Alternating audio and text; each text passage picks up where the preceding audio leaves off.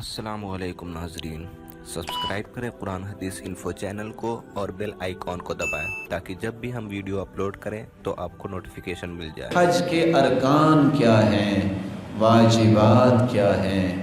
ارکان یہ رکن کی جمع ہے، 4 ارکان ہیں، ان میں سے کوئی بھی رکن رہ جائے حج ہوتا ہی نہیں۔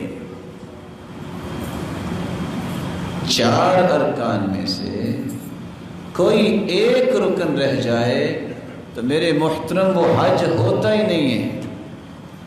اس چیز کو سمجھنا ضروری ہے۔ کوئی بھی آپ حج کر رہے ہیں، سب سے پہلا رکن یہ ہے کہ آپ میقات پر جا کے نیت کریں گے۔ آپ احرام پہلے باندھ سکتے ہیں، گھر سے باندھ لیں، لاہور ایئرپورٹ سے باندھ لیں، لیکن میرے محترم نیت جو ہے میقات سے کرنا پڑے گی۔ یہ پہلا رکن ہے۔ اگر آپ میقات کو کراس کر گئے ہیں اور آپ نے نیت نہیں کی، سارا حج آپ نے لوگوں کے ساتھ کیا ہے، یہ حج قبول نہیں ہوگا، کیونکہ آپ نے رکن ہی چھوڑ دیا۔ نیت نہیں ہے تو حج کیسے ہوگا؟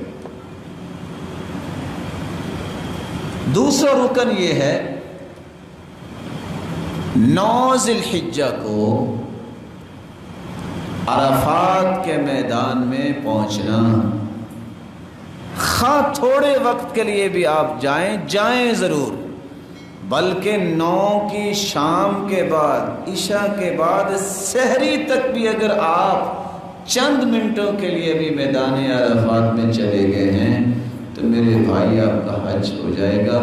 لیکن اگر آپ میدان عرفات گئے ہی نہیں تو یاد رکھنا جو مرضی آپ کر لیں آپ کا حج قبول نہیں ہوگا۔ رکن ہے۔ تیسرا رکن یہ ہے جس کو طواف حج بولتے ہیں۔ طواف حج یہ 10 تاریخ کو جو حج ہوتا ہے اس کو طواف حج بھی کہتے ہیں، طواف افاضہ بھی کہتے ہیں، طواف زیارت بھی کہتے ہیں۔ یہ تینوں نام ایک ہی طواف کے ہیں۔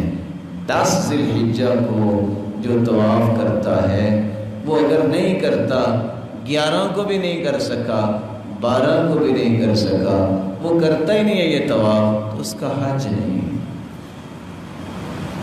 سعی کرنا، جو شخص سعی نہیں کرتا